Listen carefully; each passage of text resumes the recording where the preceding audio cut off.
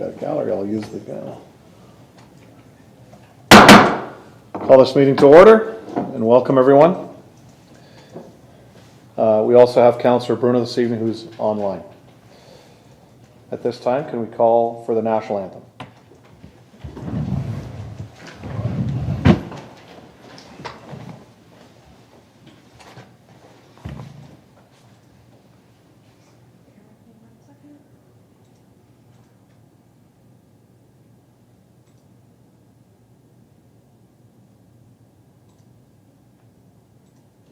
Oh, Canada, our home and native land, true patriot love in all of us command, car ton bras s'est porté l'épée, il s'est porté la croix. Ton histoire est une épopée des plus brillants exploits. God keep our land glorious and free.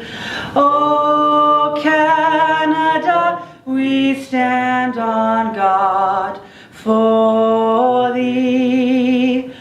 Oh Canada, we stand on guard for thee.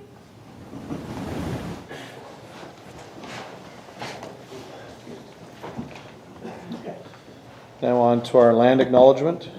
Niagara region is situated on treaty land. This land is steeped in the rich history of the First Nations, such as the Haudenosaunee, the Haudenosaunee, and the Anishinaabe peoples, including the Mississaugas of the Credit First Nation. There are many First Nations, Métis, and Inuit people from across Turtle Island that live and work in Niagara today. The City of Port Colborne stands with all Indigenous peoples, past and present, in promoting the wise stewardship of the lands on which we live.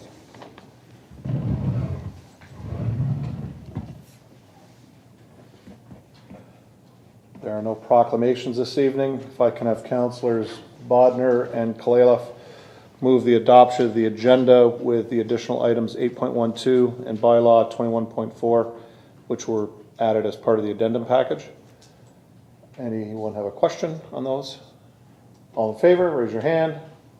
That's carried. Are there any disclosures of interest this evening? Thank you. Approval of the minutes. We have two sets, the regular meeting of Council June the 28th, 2022, and the public meeting of June 14th, 2022. If I could have Councillors Danch and Bagu move that. Any questions on either of those minutes? All in favor? That's carried.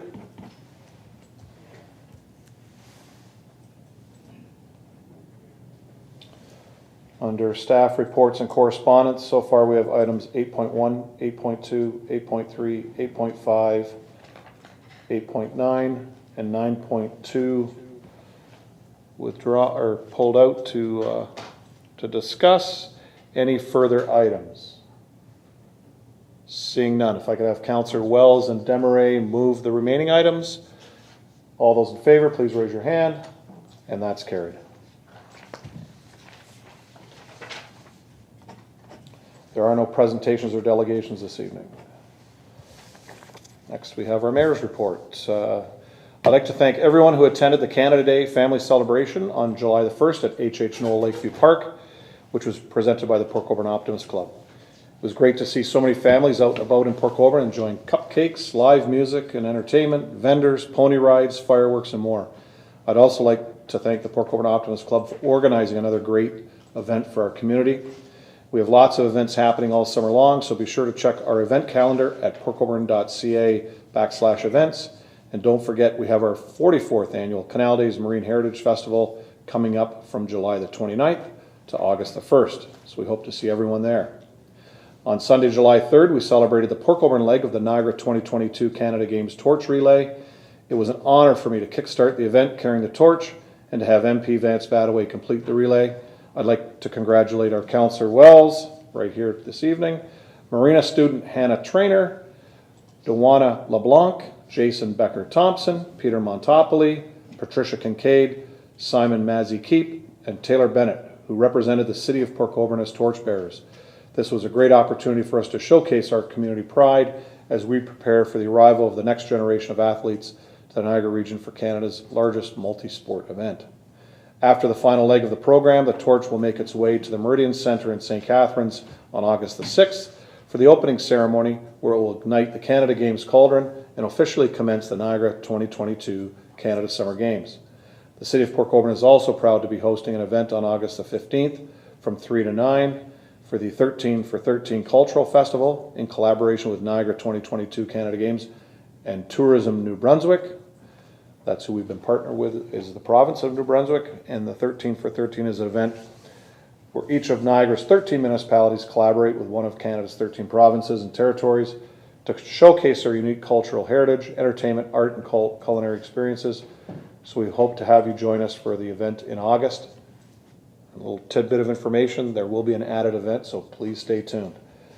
A nice surprise that we received on Friday. The City of Port Colborne is seeking public input on potential revisions to the city's community improvement plans.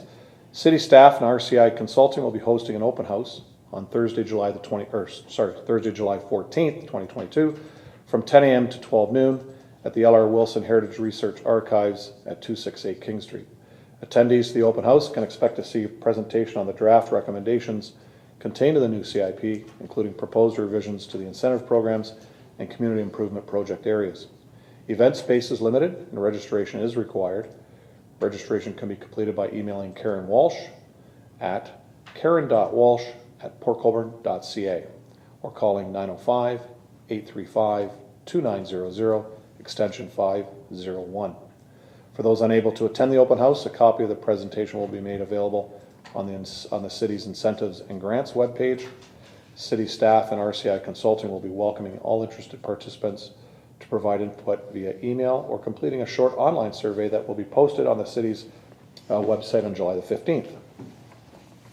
This past Friday, I had the honor to join Valet Canada Limited for their announcement of a $1.25 million community improvement fund designed to support local economic development and community connectivity in the City of Port Colborne, benefiting both residents and visitors to our city. The $1.25 million fund will be allocated between 5 projects across the city: naming rights to Port Colborne's future waterfront center for 15 years, Nickel Beach improvements, including new washroom facilities, a Lockview Park redevelopment, new Welland Street Trail connecting Nickel Beach to Port Colborne's downtown, and captain-level sponsor of the annual Canal Days Marine Heritage Festival for the next 15 years. These projects focus on citywide investments in infrastructure, specifically around community culture and recreation spaces. More information about these projects can be found at portcolborne.ca/news.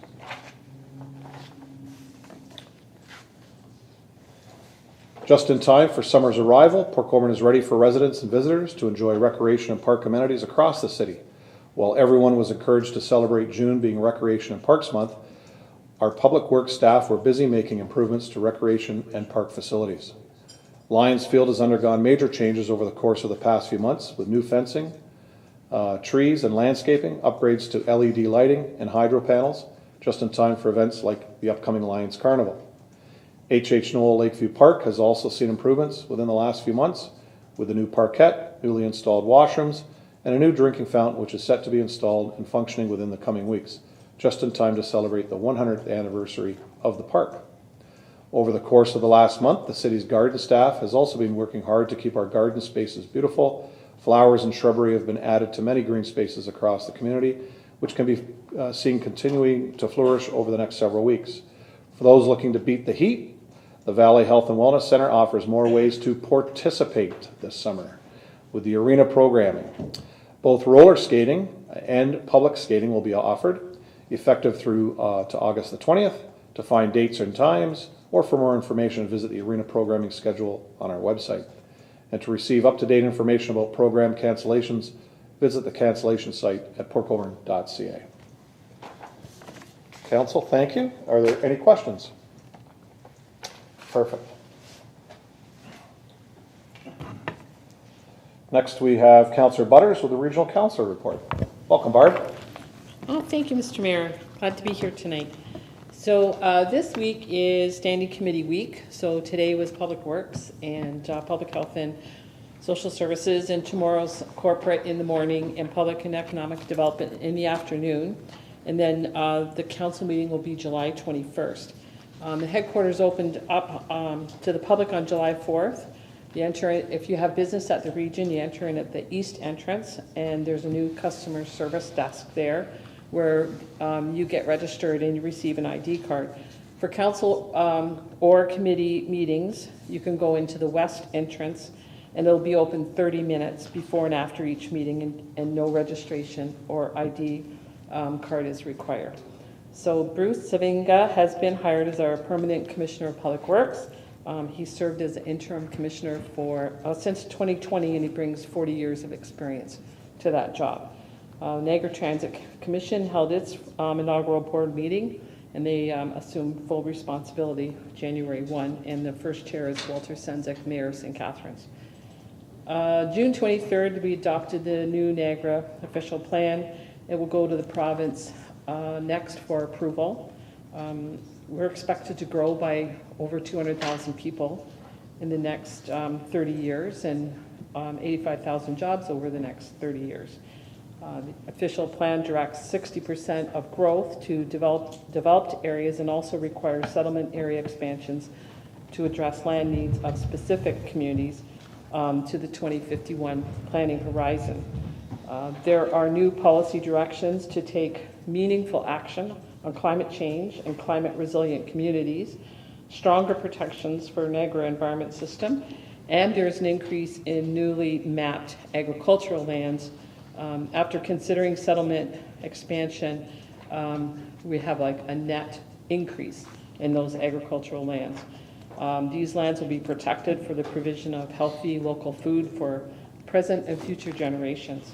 The OP also, in conjunction with the Niagara 10-year economic development strategy, it was also endorsed June 23rd as well. So these are important things to have completed at the region. They're several years in the making, lots of public input and lots of input from our staff and staff across the region. So it's good to have that one put to bed, that's for sure. And on another note, I'm still receiving calls and emails and really legitimate concerns from residents of the hamlet of Shirkston. According to many of them, they're not being treated very well, or at least inconsistently, by the Shirkston Resort in terms of entering the resort. And I'm hoping that at some point I can get some kind of update for the people that are contacting me. I've sent information through to Councillor Wells and included Councillor Bodner, because that's in their ward. And somehow I'm still dragged into this, and that's okay, because part of my job is to help people when and where I can. So hopefully I can get some kind of update soon, Mr. Mayor, and be able to pass that information along to the people that have contacted me. And that's all I have, and happy to take any questions. Thank you. Thanks, Councillor Butters, and the CIO's office will be getting back to you with regards to that. Thank you. Good, thanks. Questions? Yep, Councillor Danch. Sorry, Barbara, I meant to call you earlier today, but got a little busy. That graph you sent out with the Niagara Regional Transit rides and all that kind of stuff, like good information, all that kind of stuff. Looks like Grimsby's really yanking on the system there, you know, like they're just way higher than everybody else. I mean, I know it's maybe a somewhat larger community, but like, I don't know, like we're losing our cars that way, and you know, we've paid a fair amount of money. I just wonder if there's any type of, let Grimsby throw another car into it in our end, and we could get the cars more back our ways. I mean, if we want to be a taxi, we need to provide the service, and I just wonder if maybe you guys could look at that at your level. Sure. I can look into it and see what the numbers show. When I get back from staff, I don't know. Yeah. And just to pick up on that, Councillor, Mr. Bowles is actually working on that. We'll have him jump in here. Ryan? Yeah, sure. Through the mayor to council, I appreciate the councillor's comments, because we have had a number of inquiries with respect to the transit The Niagara Region and Corporate Services have been in conversation, and a meeting is set up for about 8 or 9 days from now that includes the mayor and the CAO to sit down and have a conversation about the NRT program in the city of Port Colborne to ensure we can address some of the concerns that residents have brought up, including yourself, Councillor. Appreciate that, because, the one call I got from the Wainfleet resident there, that was, questioning the waiting times and stuff like that. So he called me the other day. He said, hey, I'm going into town. I says, well, let me know what happened. So everything must have went well, because I never did hear from him, and I hope it did go well for him. But, yeah, just keep me abreast. Thank you. Thanks. Thank you, Councillor. So Barb will let Brian let us know exactly what's going on with that. Great. Yeah. Thanks. Further questions? Seeing none. Thanks again, Barb.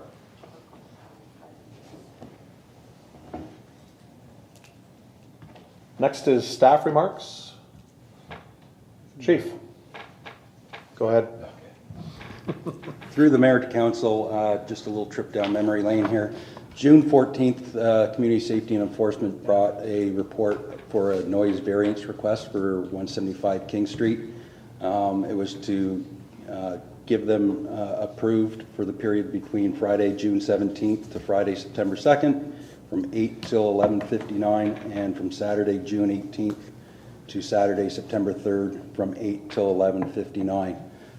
Council approved that, but they did ask for us to report back of any complaints that we did hear. I figured this is a good way of reporting back. We did, bylaw has received no complaints, noise complaints about those times yet. We did check with Niagara Regional Police. They received one on June 17th from the original start date, nothing since. I guess we would recommend that we just stay the course. If council would prefer a written report so that they could debate this, we could definitely bring something back ASAP, but I thought that this might be a better way to deal with this. Council, any questions? Council Bodnar. Through you, Mr. Mayor, to the chief, I don't know that we need a written report. It'll be in the minutes of the meeting, and we could refer to that. And, if it gets a little more intense, maybe we would like something, but so far so good. So just from my point of view anyways, just throw that out there. Thanks. Thank you, Councillor. Further questions? Anything further, Chief? All set? Thank you. CAO? Sure, through your worship to council, I think I can provide the update that Councillor Butters, Regional Councillor Butters asked for today. Just maybe briefly, I did speak to a number of residents who were in attendance at the last council meeting about sort of gathering some public comment around restoring access to the level that was expected by the residents of the hamlet. And we began that conversation over email. I do already have a few emails that I've received from those folks who were at the council meeting that day, or from others in the community who they've reached out. Sort of the plan at the last council meeting, and my recollection is that you weren't here, was sort of for them to engage their own networks, gather comment, and give those comments back to me in advance of me sitting at a table with Shirkston to restore access. I did have a few days off last week, so we're at the communication stage. Once I gather all those comments, I will set up that meeting with Shirkston.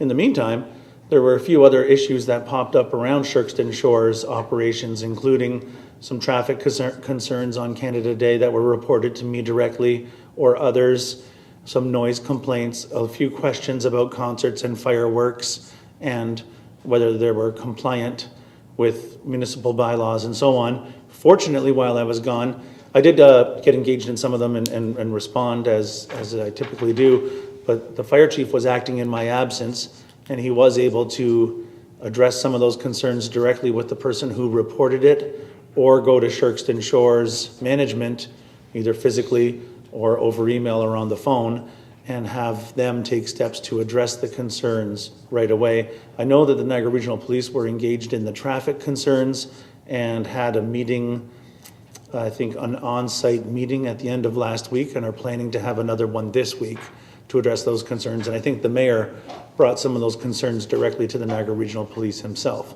So the part about the access is very brief, obviously, but there are a number of issues, and we are taking care of all of those issues, Councillor. Thank you, Mr. Louie. Staff, anything else? Okay, perfect. Councillors' remarks. I'll start on my left this evening. Councillor Bodner. Thank you, Mr. Mayor. I think staff are working on at least 2 things that I brought forward, so I'm happy with just leaving it with staff for now. Thanks. Thank you. Councillor Kalala. Through you, Mr. Mayor. I just want to bring forward one thing, and it's not something that's on the agenda. 3 years ago, I guess now, I think pre-pandemic, I had brought forward regarding the helicopter pad up at the hospital. And, you know, we looked at rejuvenating it for use. And at the time, there was some thought that we needed to have a new one that was more central and that could be used along the whole southern coast. And I understand that, and I agree with it totally, except that we continue to have accidents that require helicopter lift, which we had one last month.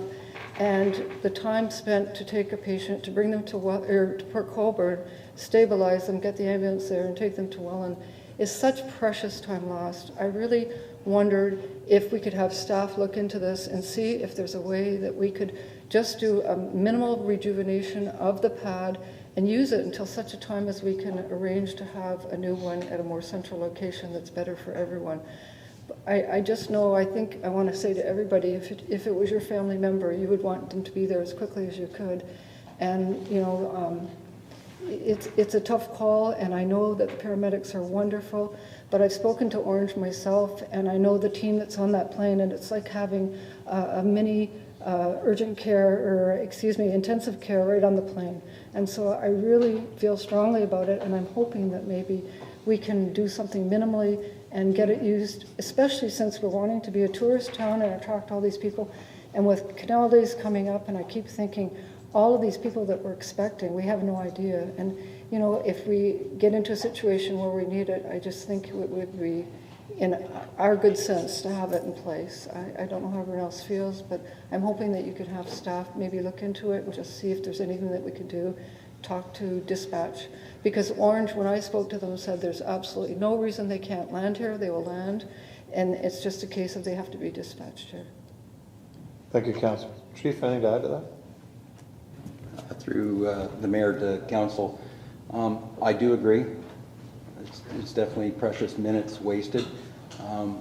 I've been around for a while, and when needed, Orange will land out in a field, out in a farmer's field, wherever, as long as it's safe. They'll do a flyby and make sure, right? I do think there's value.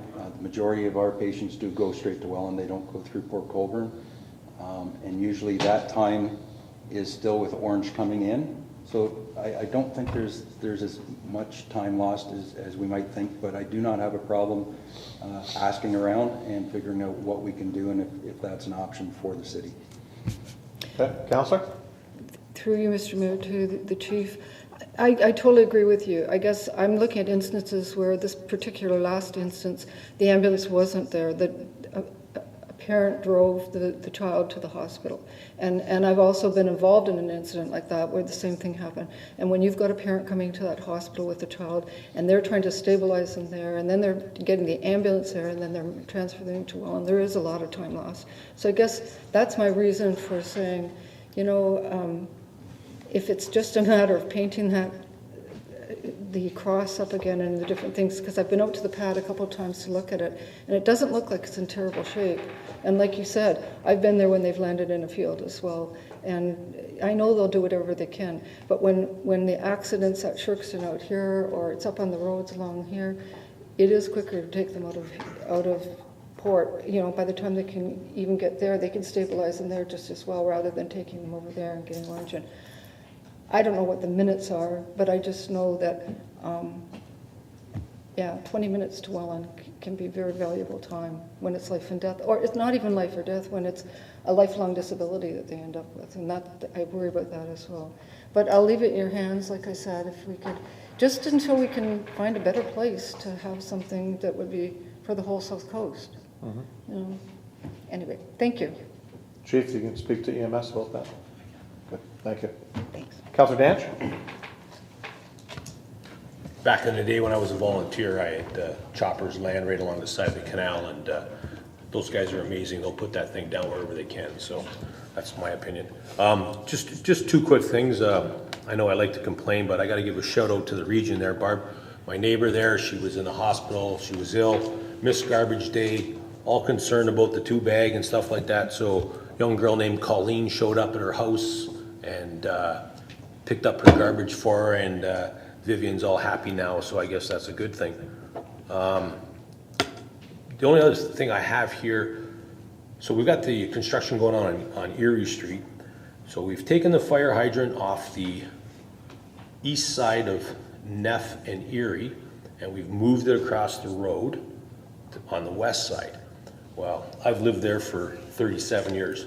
That's probably one of the worst corners in Port Colborne.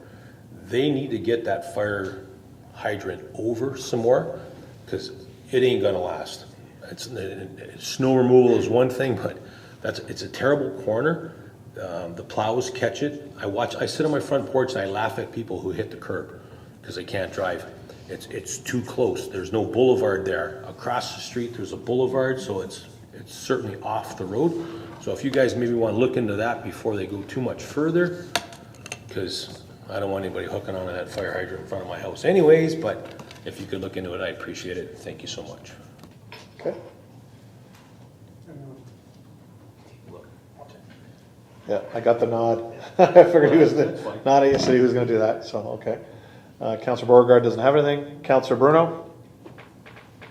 Thank you, Worship. Just one, and this would be for the clerk. Many of us on council recently received emails surrounding groups, associations, coalitions. This particular case was about aggregate issues, but there are other issues that we are receiving correspondence from or delegations of. And I'm just wondering if we even received it from private citizens forwarding it for one of the groups because it wasn't included in our package. And I just would like to ask the clerk if she could summarize what the protocol and process is for these types of communications at council or to council.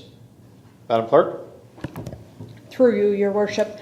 Clerk's Division does receive correspondence from various agencies, other municipalities, and private citizens. We do review the correspondence.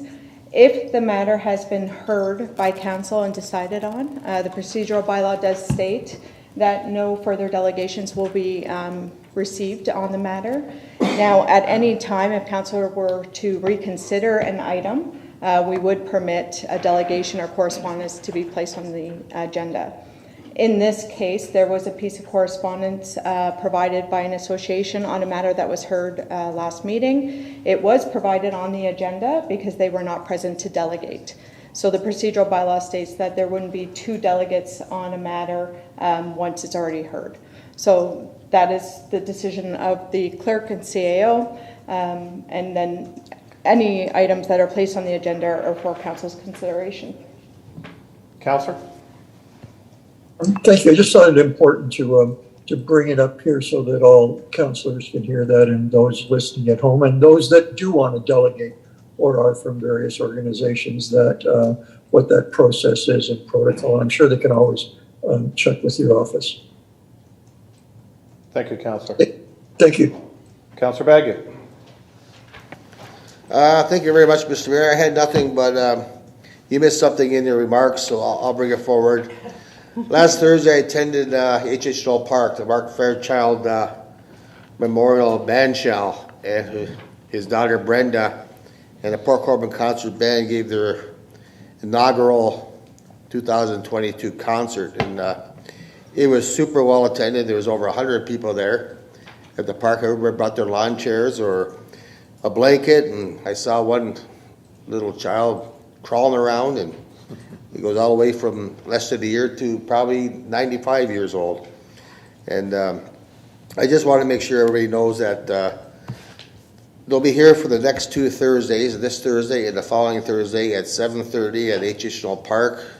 Brenda says rain or shine, but I don't know how much people are gonna show up in the rain, Mr. Mayor. If you had an umbrella, it'd be great, so. It's a great place to listen to some great old classic music, Mr. Mayor, and, like I said, last week with 100 people there, it was so well received for the first one of this year. Thank you, Mr. Oh, and a question for you, Mr. Mayor. Sure. Fire Chief Lawson gave a report on complaints on a King Street address. If I'm not mistaken, did you state that you were there that night also? The June 17th, you were at the patio? I don't know if it was Was June that the night you were 17th. there that the I don't think it was the complaint week I was there. Oh, okay, just checking, Mr. Mayor. Thank you. I was there one night with a great band out of Welland, with probably about 50, 60 people from Welland enjoying our great city and having dinner at the Belmont. So, but no, I don't think it was the 17th. Councillor Demarang. Thank you, Mr. Mayor. Just one item this evening, and it would be through you to Fire Chief. Chief Lawson, as you know, we've had some reports of shrapnel falling from the skies as a result of the Canada Day fireworks, and there have been some issues. Not the first time that that's happened on the east side. Last time was during the tall ships, so many years back, but it does happen. I would actually appreciate it if you could speak to the safety concerns and what has happened as a result, just so that people are updated on how that all works out for them. Chief? Through the mayor to council. So if we go back to July 1st, we did have some different weather patterns coming through the city. We do follow, and so does the pyrotechnical operator. We follow the RDC rules very closely, but we do monitor ground speeds, not what's happening, 100, 200, 300 feet in the air. Talking to our contractor for that event, he believes that we may have had some kind of event up above, which we could have had winds of 60 or 70, but we would never been able to monitor that. So we are aware of the fallout was much greater than we expected, and we have been looking into it and trying to figure out better ways of doing this in the future. We did have a meeting today, the mayor, the CAO, and the events coordinator, on figuring out what we can do in the future. Safety is the number one concern for all of us, and we're looking at other ways of doing this, and we might see possibly some changes for canal days. Councillor? Thank you very much. That's exactly what I wanted to hear. Thank you. Okay. Councillor Walls? Thank you, Your Worship. I have two items. The first one through you to Director Kalamoto. It's in regards to the herbicide spraying that we've been doing and some of the impact that it's having on the aquatic life. And when I looked into it and got the information from Public Works, that the herbicide that's being used actually has been noted as an environmental hazard, and it's hazardous to aquatic environment, specifically toxic to aquatic life. So I'm wondering if the director and his staff could look into maybe some other herbicides which may not be toxic to aquatic life.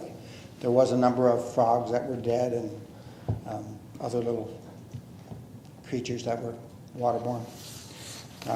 So that was the one issue.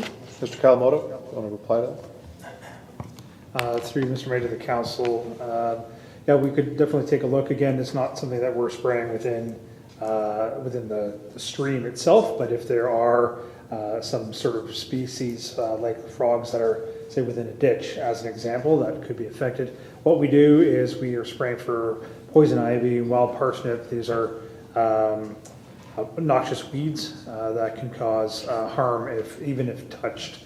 So that's kind of where we do it, and it's a specific spray within the Friendship Trail and other trails. So we do go a little bit further back just to ensure that the noxious weeds are there. But if there is an alternative, we have been looking. Sometimes the legislation that came in about 10 or 15 years ago restricts us, but it's definitely something that we can look into.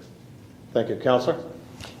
One of the problems, although we do try to not spray into the aquatic area, if we have a rainfall or anything just after that, it naturally runs off into there. So it's tough to hold that stuff back under natural conditions. So I appreciate if you could look into something a little bit more less toxic.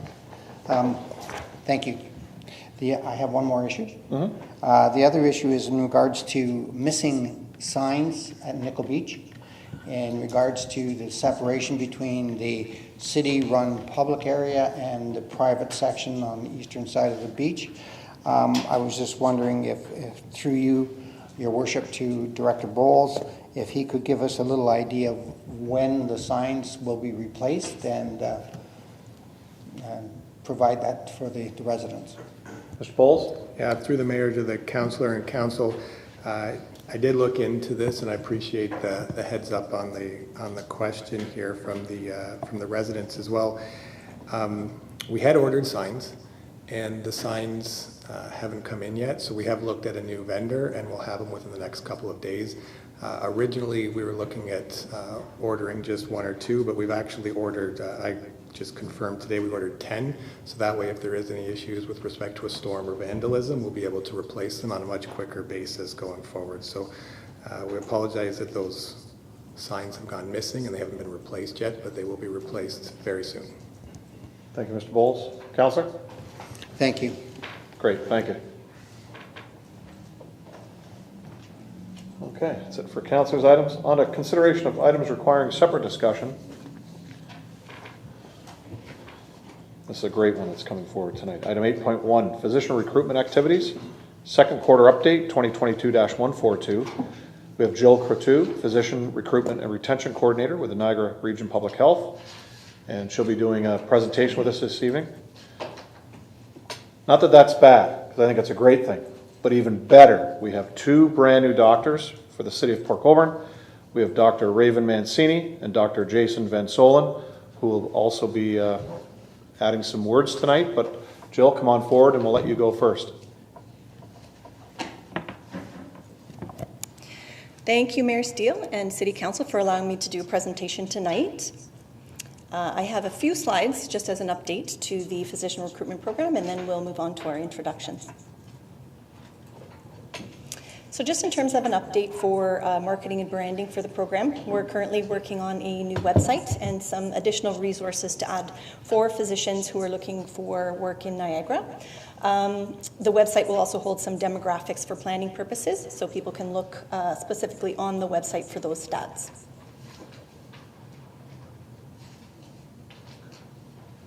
An update with engagement. So we recently hosted a meet and greet event at the Marriott Hotel between Niagara Health and Niagara Physician Recruitment, and with a presentation from MD Financial. It was well attended, probably about 30 in attendance, which was a wonderful opportunity for family physicians and specialists to get to know each other. We recently had the opportunity to attend the graduation party for McMaster's graduating class of 2022 on June the 17th at Rockway Vineyard. Happy to announce that 8 out of the 9 family medicine residents will be staying in the area in various capacities, not all in family practice, but definitely staying in the area. We also had the opportunity to welcome the incoming family medicine residents for McMaster during their Welcome to Niagara Day on July the 4th. We were able to host a variety of different team building activities, followed by a dinner in Niagara Falls. The Niagara Physician Recruitment Committee continues to support lunches at the campus and offer local support. I think it's important that the municipalities continue to support these lunches so they can answer any questions that residents might have about the communities. Just in terms of the events for the remainder of the year, I'll be attending FMX, which is a U.S. National Conference for Family Medicine in Washington in September. And also I'll be attending a career fair in Montreal for family medicine residents in Quebec. So from a regional perspective, we have 16 new physicians that we'll be welcoming to Niagara in 2022. Unfortunately, 14 will be leaving, but we're still up by 2. Also happy to report, again, 8 out of the 9 residents that are remaining in the area from McMaster, which is wonderful. And then also, we are extremely excited to introduce 2 new physicians to the City of Port Colborne, and we would like to thank them for being present tonight to introduce themselves. But before they come in, I would also like to give a huge thank you to Dr. Remington for his continued support in recruitment and teaching residents in Niagara. So it's been a vital part of attracting physicians to South Niagara. So I'd like to welcome Dr. Jason Van Solen and Dr. Raven Mancini.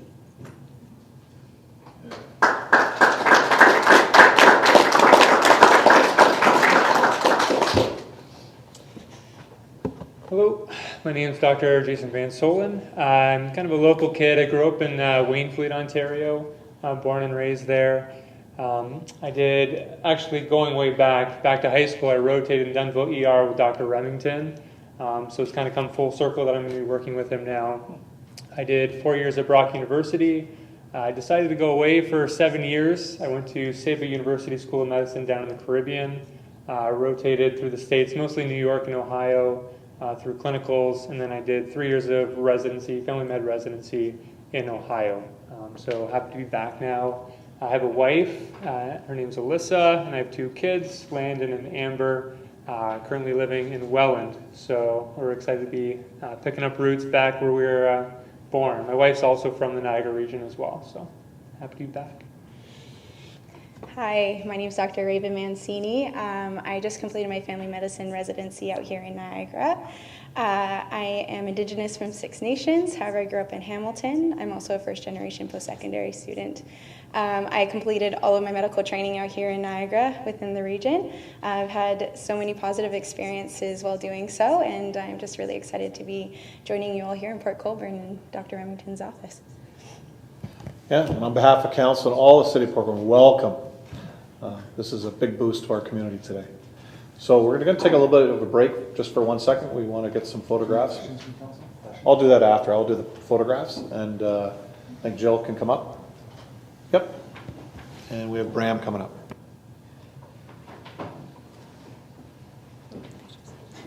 Where are you going? Then we'll get you some questions. Come on up front here.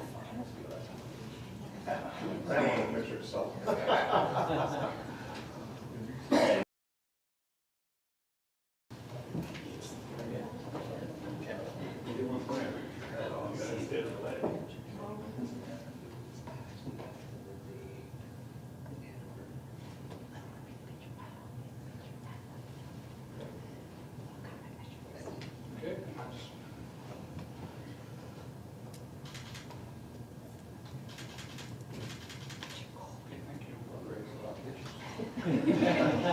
Jill, stay here just in case there's a question.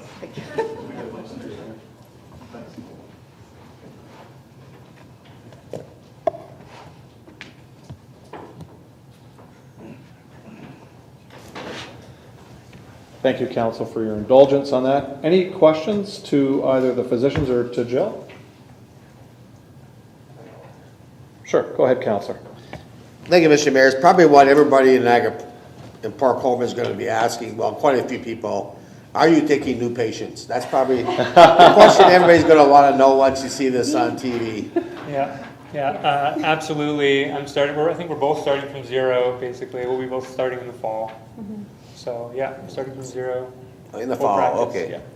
Thank you very much. Joe? Sorry, if I could just add to that anyone who is looking to become a patient can do so through Healthcare Connect. Great. Yeah. Great, thank you, councilor. And again, Jill, thank you very much for all the work you're doing with us. It's a great partnership we have with you and public health of the region. And I think this is the cherry on top of the cake today, having 2 new doctors here in the city. Doctors, thank you. Really appreciate this. Yeah. Thank you. Thank you. Thank you. So with that, if I could have item 8.1 moved by councilors Bagu and Kalaliff. Any further questions? Seeing none, all in favor, please raise your hand. And that's unanimous. Thank you, council.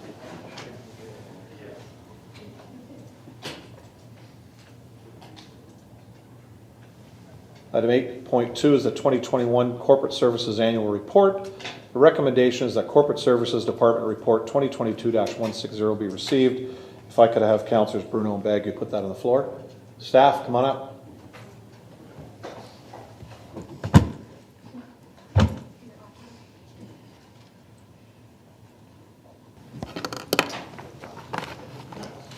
Yeah. How much is this? I'd just like to point out that I haven't Well, How much does this one cost?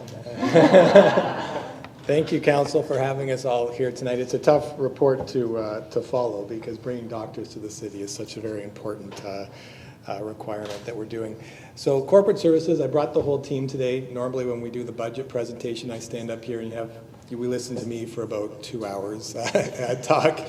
This hopefully will create a chance for you to meet some of the, and for the community to meet some of the corporate service team. And we can have some one-on-one questions as we go through. Our thought was every time we go and present a couple slides on each of our divisions, we could stop, and if there's any questions, people can go forward, council can go forward and ask us some questions as we go forward. So I think, does this work? Nope. Yep. Tell me when to go. Oh, please. Okay, next slide.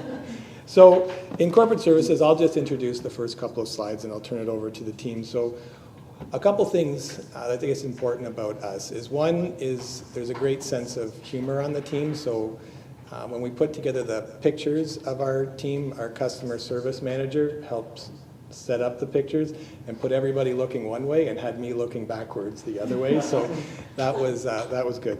But just to introduce everybody, so our Manager of Information Technology is Wes Adair, Manager of Financial Services is Adam Peugeot, our Manager of Human Resources is Mary Murray, our Manager of Recreation is Brian Thiel, and our Manager of Customer Service is Jonathan Wright. And on the left-hand side here of this slide, we put 4 words for phrases that mean a lot to us and how we do our business, and we kind of work backwards. We know if we have the right team and we take care of our team, we take care of our people.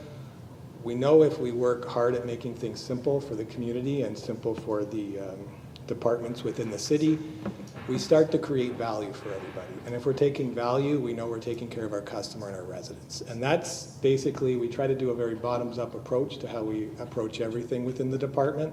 And I think I think it's a very important message as we go into this presentation and talk about some of the projects going on in corporate services. And the next slide is just, there's a lot in this presentation. So as you see, we have 5 divisions. Each division we've given 3 slides to go over.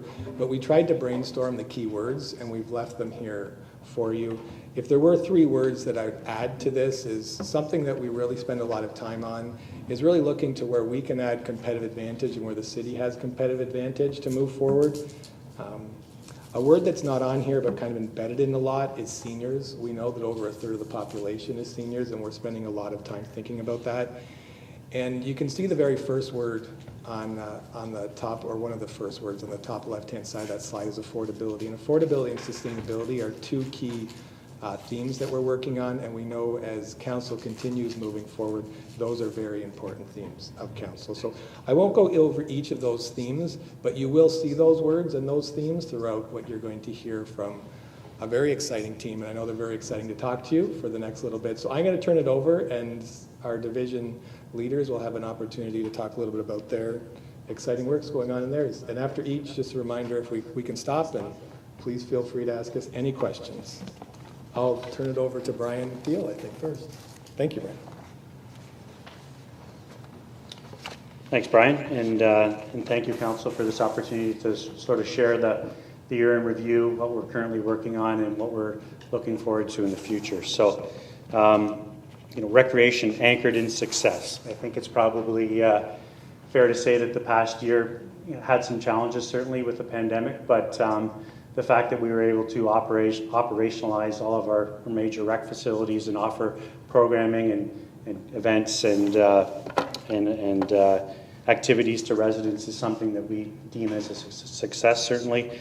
We're also able to do that safely, obviously with closures and reopenings, changing rules. We had to have some flexibility with that, but sort of listed the facilities there that we were able to operate and to run. I think, as a city and as council, we certainly can all appreciate the importance of recreation and leisure for a healthy and vibrant community. So to be able to have those open and offer those activities to the community was important to us and something that we viewed as a success. I think probably the best example of that would be our youth programs and the return of youth sports and minor hockey, and to see the kids coming back and smiles on their faces, and to see them back at the rinks and on the fields was certainly welcomed and great to see.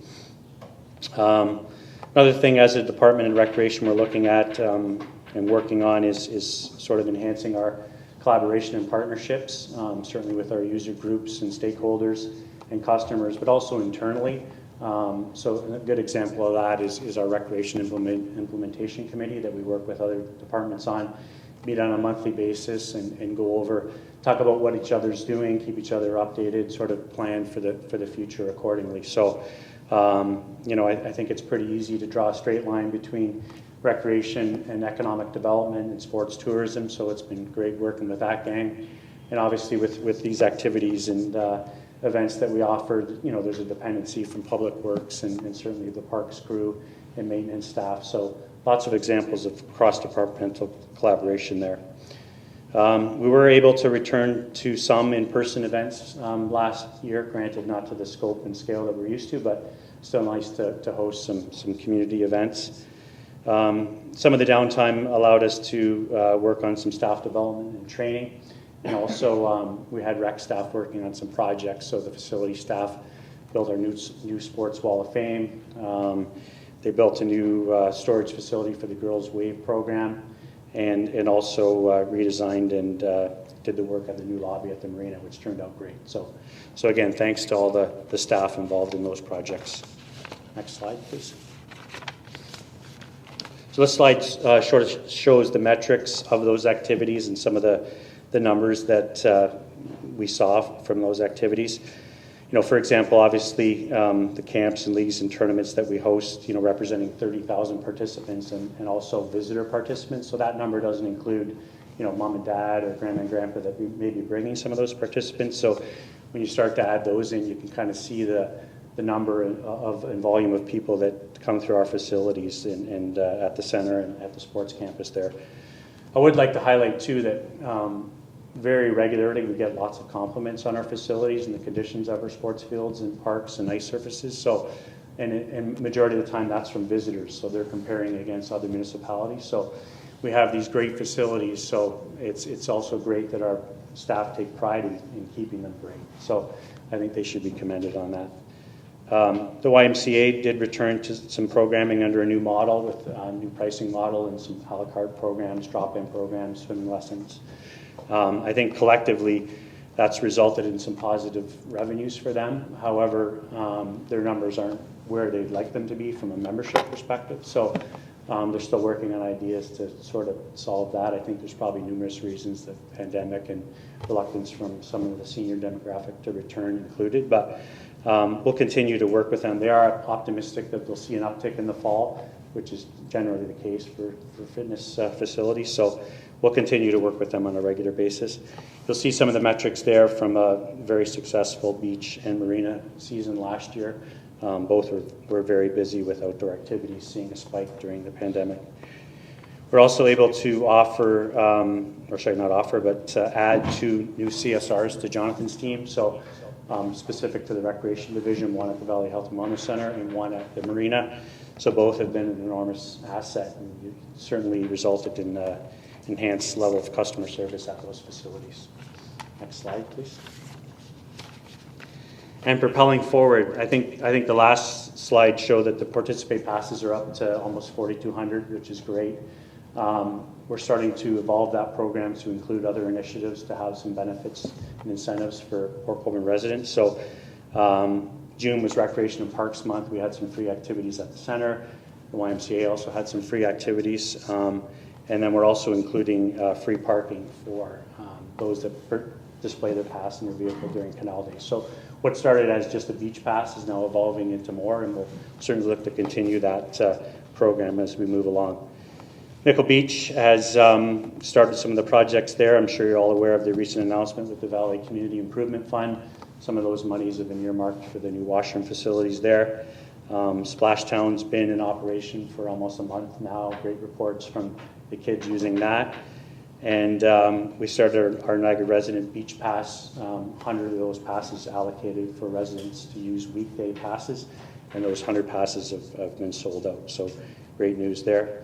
Sugarloaf Marina, staff and certainly council as well identified some needed improvements and efficiencies there. So staff have been working hard on the list you see there, many of which they've already crossed off, and others they're still working on. So I'm sure staff will continue to work on that and increase some of those efficiencies and just in general, make an already great facility even better. So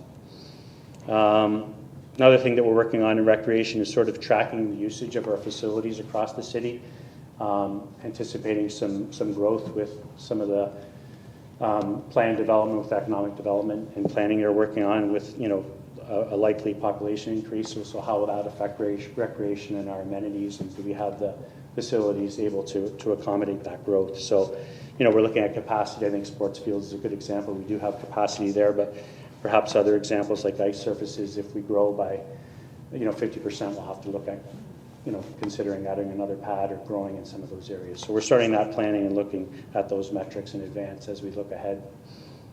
And then lastly, I would say Canal Days. We're certainly looking forward to that this year, the return of Canal Days. I think the mayor mentioned, the events so far this year have been very well attended. Canada Day, Easter, our fishing tournaments. So if that trend continues, and we certainly anticipate it will, Canal Days is going to be bigger than ever. So staff are excited about some of the new initiatives there with the rec zone on West Street with some fun games and activities for families and kids, and our city zone with a touch truck and some of Jonathan's crew manning information booth. We'll have some Canal Day swag to give away. And we're shifting the patio on West a little further north to open up some viewing on the canal and sort of have the patio adjacent to the tall ship. So certainly excited for Canal Day's return, and hope to see you all there, and thank you for your attention. I'd certainly take any comments or questions. Councillor Baggett. Thank you, Mayor Steele. Appreciate it. Thank you, Brian. Very informative. Kudos to Rec for starting the roller skating in the arena. I was very impressed to hear about it and see pictures in the paper about it. And hopefully, looking forward, we can maybe expand on it. Maybe if it works out. But it's great to see you guys do adapt, like the word you mentioned, adaptability.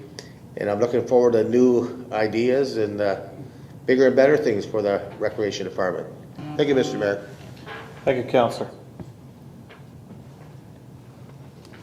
Thank you. No one else? Okay. Brian?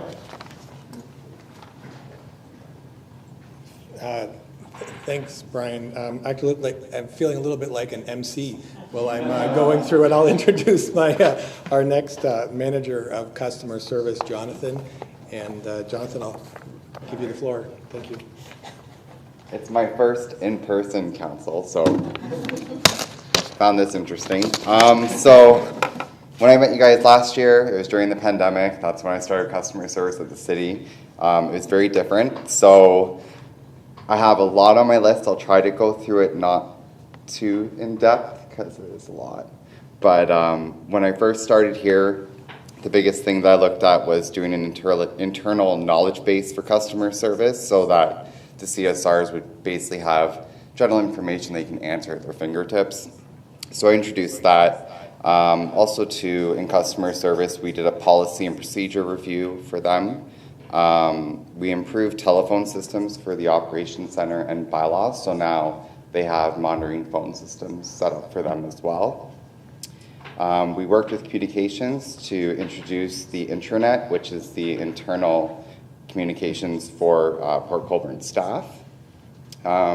We also did customer service high call driver messaging, so when people call in to the city, if there are reasons like for a tax bill due date that we receive a large number of calls, we've introduced that messaging to help alleviate the calls going through to our CSRs. We've also done a dedicated shared operations inbox for email address and inbox sharing. We've done virtual City Hall. I don't know if anyone's gone on there yet, but it is very good to go on there and actually see your billing, and you can manage your account there as well. We've also collaborated with multiple departments to launch NRT on demand. Yeah, and I think that's pretty much it for Anchored in Success. If you want to go to the next slide. I have at least numbers this year. I know last year I didn't really have numbers to report on. So this year, as you can see, these are stats that we have in customer service. A lot of it does work with our CRM tool, which is our customer relations management tool, which is citywide. It is used pretty much in every division in the city now. Customer service itself did 6,040 citizen inquiries, and they resolved it on first contact, so that's 60% over the year of what they've actually resolved without transferring, which is pretty amazing. 18,110 total number of calls was received by customer service at City Hall, and the average conversation time of those phone calls is 2 minutes and 45 seconds. I know a lot of people might think, well, why are you looking at time for 2 minutes and 45 seconds? But for what I look at is if it's too short, we're not providing any information. And if it's too long, we're probably leaving them on hold. So staying under 3 minutes is usually good for your average conversation time. 90.7% of all calls received by customer service are answered in the first 20 seconds. And we have an 8% abandonment rate on calls to customer service. I'm not sure if you guys know what abandonment is, but what abandonment is basically people are calling into City Hall, they're in a queue and they hang up before they speak to a live person. So you want to get that down as low as possible. Anything under 8% is good. We are now trending around 4, which is great. So we've done great strides in that. Citywide itself, the CRM tool, this is where you'll see a lot of numbers, and a lot of it is public works. So 10,035 total number of service requests are in citywide for the year of 2021. 1,640 were for work orders, and I'm sure a lot of them were to roads. Largest source of service requests are generated by phone. So our citizens still are calling in to complete the service requests. We have introduced the ability to do it online. We are seeing an increase of it, but still everyone is mainly calling in. That was a lot to do with the pandemic as well.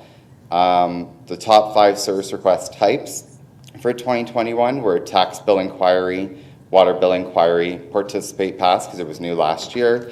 No surprise there, COVID-19 was one of our top service request types, and then beach refunds and cancellations.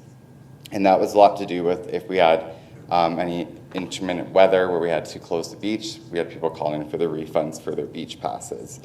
For self-serve, right now we're staying at 263 virtual City Hall accounts. I would like to see a little bit higher, so we're going to do some marketing at the farmers markets on Fridays to try to get us up to at least 500 of those by the end of this year. We have 1,063 paperless billing accounts to date, and 261 online service requests were submitted by citizens online through our website. Credit card payments were new this year, so for self-serve, we actually took $30,515.35 in credit card payments. And pre-authorized payments, we did introduce an incentive to residents that if they signed up for pre-authorized payments for their water, they would end up getting a $25 bill credit. And with that, we had an increase of people going on pre-authorized payments from 2,193 for tax to 2,455, and for water from 1,063 to 1,481. So really, really good numbers when we see that increase. I know COVID did have an impact on it because citizens couldn't come in. So it was a way so that we can make sure that bills were obviously paid on time and there wasn't any penalties or any poor experiences on that. You can go to the next slide. So customer service propelling forward. So right now we do have in virtual City Hall there's an e-billing incentive. So citizens who sign up to go paperless, if they do it for their tax bill, they do get a $10 bill credit, and for their water bill, they get $15. So altogether, they'll get $25 if they sign up to go paperless. And that will obviously help the environment as well, and just it helps with our costs when it comes to mailing out for mailing and billing. Pre-authorized payment incentive is still active, so that's if you sign up for your water bill to be on pre-authorized payments, you do get a $25 bill credit as well. So if you do both of those, you're done with $50. We're introducing an e-commerce payment form on the city's website. So what that would be is it's a button on a fillable form on our website that we can make to receive credit card payments. So the whole goal of that would be to eventually be able to take donations online or payments for building permits, so on and so forth. Citywide, we are starting to introduce a mobile application, and that's mainly for our crew members who are out on the road so that they can access it from their phone, so they're not going back into the office to submit their work orders or updates on their work orders. The 2022 Participate Pass program, which Brian talked about a little bit earlier, that it's been upgraded to not be just a beach pass, but to be a little bit more for Port Colborne residents. We're looking at doing more email subscription for marketing, and that's just to build up our subscriber base so that citizens know what's going on in the city, whether it's events, things to do with our website, or even with road closures and stuff like that. I am working on an internal knowledge base for all city staff, so after completing one for customer service for our CSRs, I'm now working on one for all of city staff. We did introduce website governance. I did that with communications. And website governance is so we can actually manage our website correctly. And also we're looking at converting all of our PDF forms online to fillable PDF forms, so that way people can submit their applications online. And customer service integration at Vail Health and Wellness Center and the Marina, which Brian talked about. And then Bang the Table, which is a citizen engagement platform, which basically helps us have that engagement with the public on certain things that we release. And that's pretty much it for me for customer service for 2021. Thanks, Jonathan. Questions? Councillor Clayliff, then Councillor Bruno. Last year, before I even knew who Jonathan was, I called him all the time and he helped me. Thank you very much. You're welcome. It was nice to finally get in and know who you were. But I had customers calling me with regarding customer work orders and different things, and he was helpful for everything, so thank you. No problem. I'm better behind a phone. Councillor Bruno. Thank you, Worship. Thank you, Jonathan. Excellent report, some great numbers, and we're turning the corner on the digital age and getting more people signed up. I did want to ask you about the service integration at Vail and at the Marina. Mm-hmm. So those folks there are doing live customer service. Does the calls roll over if customer service at City Hall is busy, so that they pick up on that load, or is it still sort of siloed? Jonathan? Yeah, through the mayor to council, it is still separate at this time. We are looking at new phone systems to try to integrate basically all of our different properties together. Right now, we don't have overflow calls going to the Marina or to the Vail Health and Wellness Center, but the two CSRs there have the knowledge base and the software accessibility to be able to do service requests and answer citizens' questions there in person. Also, at the Vail Health and Wellness Center, it's basically become our hub for NRT on demand to sell passes, so we can help both the east and west side of Port Colborne.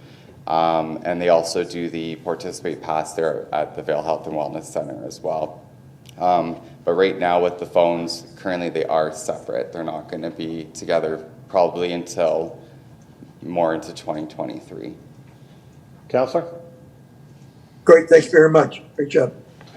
Thanks. Yep. Councillor Baggett. Thank you very much, Mr. Mayor. John, I thought I heard you mention e-commerce payment forms on the city's websites coming, where planning department, you can pay by credit card by touching a button, which I think is be really good for a lot of people. But my question is, for people that still come up to City Hall, go on the second floor, and want to do their building permits through there, usually credit card is not acceptable at this time. Mm-hmm. Will credit cards be acceptable in person at that same time, or only in e-commerce? Yeah, so through mayor to council, yes, it will be. Basically, there's an agent dashboard through the software, so through the back end, that anyone who has access to it can do a credit card payment through the online system. So we'll be able to do it on our end, as well as the citizen can do it on their end. It'll just be a different way that we access it, that's all. Okay. I think a lot of people collect points or air miles or whatever they collect by using a credit card. It seems to be the thing going on for quite a bit. And going to pay a bill at City Hall. Yeah. They probably want to collect some points, get something out of it. They do, and there is a convenience fee when you use a credit card. It's 2.39%, but depending on how you get your points, it's usually worth it because you're getting 5% cash back, then you're still in the head. Okay. Thank you, Mr. Mayor. Great, thank you. Further questions? Yep, go ahead. Sorry, through the mayor to Jonathan, even though I'm not on council, I just thought this would be a good opportunity to talk about this. I'll try to be quick because everyone's standing there waiting their turn. I try to always say, whenever I'm on the microphone at a council meeting, how important it is for residents to go through customer service rather than go through their elected council member when it comes to a simple repair, something that our roads department or parks department or whatever department it is, bylaw department could handle quickly. I use an analogy that's sort of a joke. The council members don't drive around with shovels and asphalt in their cars, but sometimes we have crews that do, and we can actually take out a step if you go straight to the front counter, first floor counter. So a few years ago, we didn't answer the phones live. There was one of those push 1 for this and push 2 for that type systems. It came in under my watch, but I'm not particularly proud of it. I didn't like it. It was important for this council to get rid of that and get into this live answer customer service model. They wanted us just to start answering the phone. Every single person should just go downstairs and answer the phone. We said, wait, give us time. We'll implement a customer service system. And I think the results speak for themselves with the statistics you were able to provide. That's good. But what I'm asking is if you can maybe take a second to describe what will happen, because you will get a switchboard, an automated call sometimes, right? Mm-hmm. In certain circumstances. Can you take us through that, and can you tell us what happens after hours, or what you should do if you want to report a city issue after hours? Super quick. Yeah, for sure. So basically through our phone system, during operating hours, it is a queue, so you call in. There'll be a little bit of a message played at the beginning, and that's just for the fact that if there's an agent on the phone, it covers that hold time. We do have messaging played throughout. Some of it's marketing, whether it's Canal Days, promoting stuff like that, so that the citizen doesn't just sit there hearing the phone ring while we're trying to get to them. If by any reason that we're not able to get to the phone, they are given the option to leave a message. Our messages now actually go to our email, so we get them right away there as well. And then we try to get back to them within an hour of them leaving that message. If not, it's usually by end of day. So after hours, when the queue does close off, there is an automated system that goes through every department. So press 1 for the CEO and mayor's office, 2 for corporate services. And as you press those numbers, it will break down to basically the management or area that you're looking for within that department that they can go to leave a message. And through that whole after-hours service, there's always the option to press 9, which goes to our after-hours emergency contact that calls the supervisor on duty, and that's usually for like a fallen tree or something like that. Good, thank you. Brian. Thank you so much, Jonathan. And maybe before we just pass it over to our manager of financial services, a couple of comments just on Jonathan's presentation, just to bring up a big thank you to Councillor Wells, because out of that 263 virtual hall accounts, I think he might have been the first to sign up for them, and he helped us work through a couple of the bugs as we went live with that, so I really appreciate that. And just for council to know that Jonathan is now starting to share these stats every month on the bridge that councillors can go and access, and then we'll look at how we can roll them out publicly in the future. So having just added those two comments, I'll pass it over to our Manager of Financial Services, Adam. Thank you, Brian. Thank you, Council. This is a tough act to follow. But this past year, financial services has been focused on our policies, our procedures, improved reporting, and budgeting. Now, from a budgeting perspective, you may not see what we do, but we do a lot of things behind the scenes. We improve the templates to gather the information, and we also have been improving the actual reports to council, so the budgets that you see. We try to make it easier to follow for both yourselves and for the general public. We also introduced a new procurement policy this year, which we've rolled out across the organization.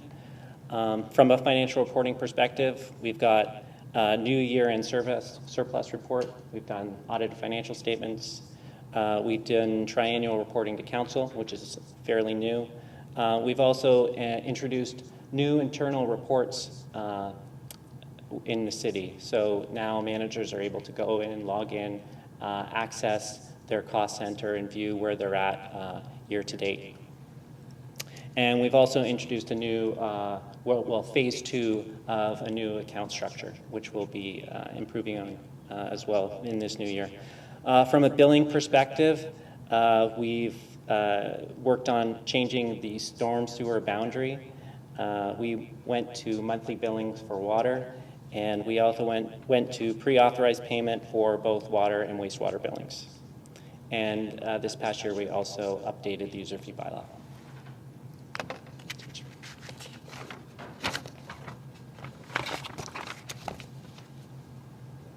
Some key metrics from this past year include the city's budget, $44 million. The city also issued a good number of invoices this past year. We invoiced 18,000 tax bills, 48, almost 49,000 water bills, as well as 200 other bills. From a payment perspective, we received 68,500 payments this past year, which were all processed by the team. And from a vendor payment perspective, we processed almost 8,200 invoices. We made 3,500 EFT payments and almost 1,300 check payments. In addition to that, there was approximately 1,200 journal entries that were also created. Next slide. Looking forward, well, financial services can continue to improve on both budgeting, reporting, procurement, as well as looking at user fee reviews. From a budgeting perspective, we're going to be looking at new business plan documents to support the budget, new multi-year budgets, updating the asset management plan, and we're going to even move towards doing monthly budgeting within the city. From a financial reporting perspective, we're going to continue to adjust or adapt our account structure. There's a few things we want to make better. We also have identified new internal reports that would be useful for both staff and in the future council. We're going to improve and analyze our overhead allocation methodology.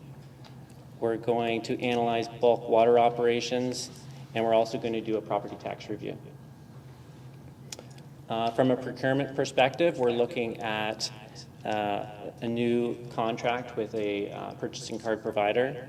We're also going to be doing a purchasing card review to make sure that if we can spend money and do it on purchasing cards, we do it that way to improve processes. We're also going to be looking at different online procurement options. We did recently introduced Bid and Go, and we're also doing an insurance review, which I think Ryan's shared with council at recent council meetings. We're also participating with the building and planning teams on updating those user fees as well as the cemetery. And that is all that I have at the moment. If there's any questions. Questions, council?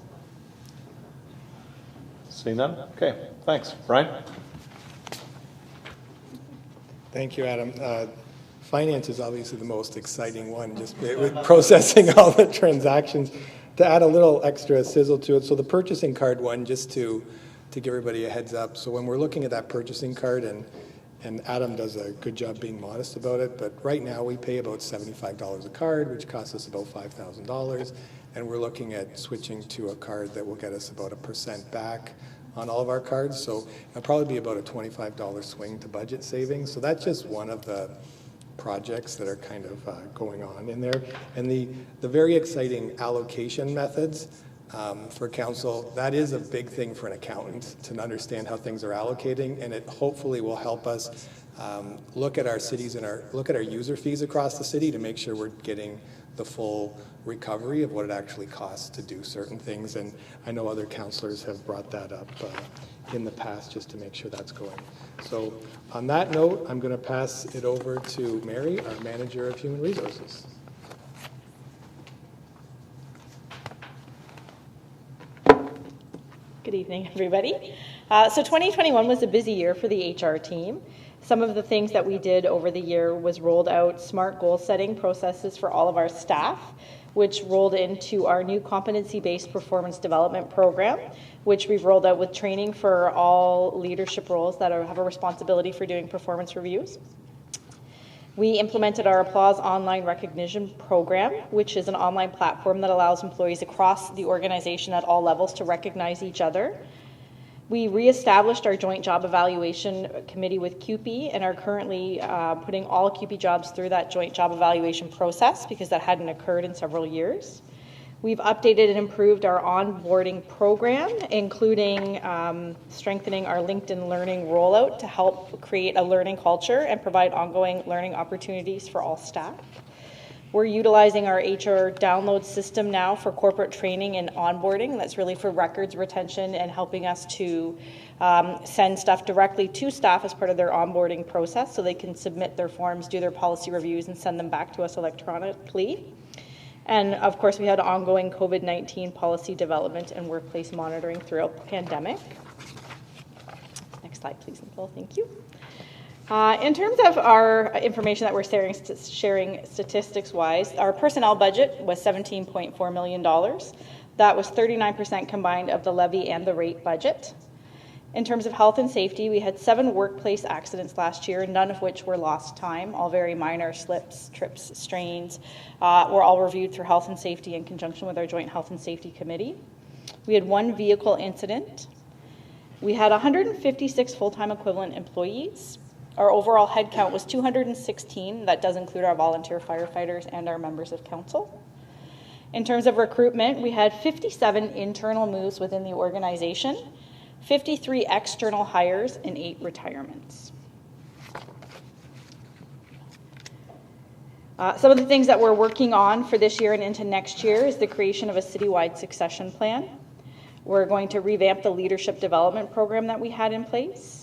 We're looking at establishing a diversity and inclusion committee. We're working on our AODA compliance in terms of our accessible documents and customer service. We're going to be creating and implementing a diversity inclusion plan. We have our biannual workplace survey coming up in September of this year. We do that every 2 years. And we are looking at establishing a wellness committee to focus on wellness initiatives in the workplace. And we are working on the creation of a corporate negotiation strategy for future rounds of collective bargaining.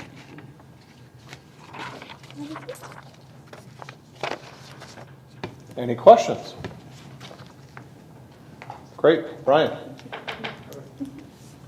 Thank you, Mary. And just to council, I do apologize. We're working on the AODA compliance, and if those that read the slide deck online, we had a conversion issue. So some of the slides printed as small as they possibly could, and we do apologize, and we can send out the AODA compliance slides for anybody that needs them. So having mentioned that, our Manager of Information Technology, Wes, is up next. And Wes, thanks. Thank you, Brian, and good evening, members of council. I'm going to go through the Anchored in Success, what we've been up to over the past year. I came on to the City of Port Colborne just over a year ago. We have a lot of exciting initiatives on the go and that sort of thing as well too. So last year we implemented a computer system backup and processing in a storage repository. This is helping us from a risk management perspective in the sense that we back up data that we have on premise, data that all of our departments use on a day-to-day basis, and store that off-site in accordance with the law, in accordance with industry best practices. We've done upgrades to our access control and video surveillance software to the latest versions to allow for integrations with other softwares and other agencies. We did a life cycle replacement of our workstations, desktops, laptops, tablets, printing fleet. We're leveraging collaborative purchasing opportunities, so using the vendor of record through the province and using a number of other vehicles as well too. We've done an upgrade and lifecycle replacement of network infrastructure at a number of our municipal facilities that allow our staff and members of the public that use the wireless access at those facilities to have connectivity while they're working. We also did an update to our mobile device policy and guidelines that affects our staff.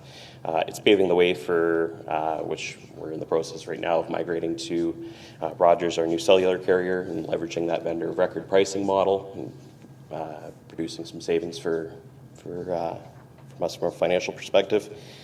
And we also implemented Virtual City Hall along with Jonathan and the customer service team.